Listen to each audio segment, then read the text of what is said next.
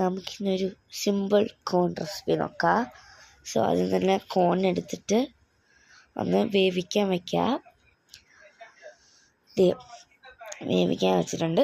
ഇത് ഞാൻ കുളിച്ച് ഡ്രസ്സ് മാറ്റിയിട്ട് തരാം. ഞാൻ കുളിച്ച് ഡ്രസ്സൊക്കെ മാറ്റിയിട്ട് വന്നു. അപ്പോഴേക്കും നമ്മൾ കോൺ നല്ലോണം വെന്തിട്ടുണ്ട് കേട്ടോ. അപ്പം നമുക്കത് അതിൽ നിന്ന് എൻ്റെ അടുത്ത് മാറ്റി പാത്രത്തിലോട്ട് വയ്ക്കാം.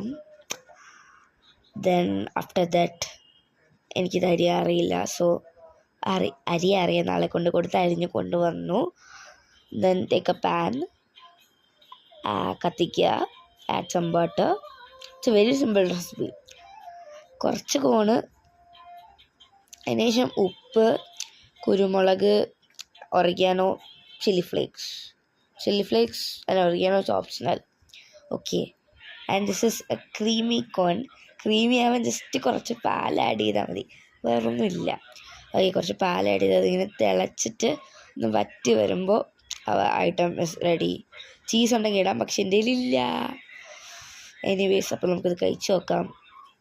കഴിച്ചതൊന്നും ഇല്ല, ഇതെപ്പോഴും കോൺ ഉണ്ടെങ്കിൽ ഞാൻ ഉണ്ടാക്കുന്ന സാധനമാണ്. അപ്പോൾ സംഭവം കൊള്ളാം, മൈ ഫേവറേറ്റ്. അപ്പം ഇത്രേ ഉള്ളൂ. തരാം. ബൈ.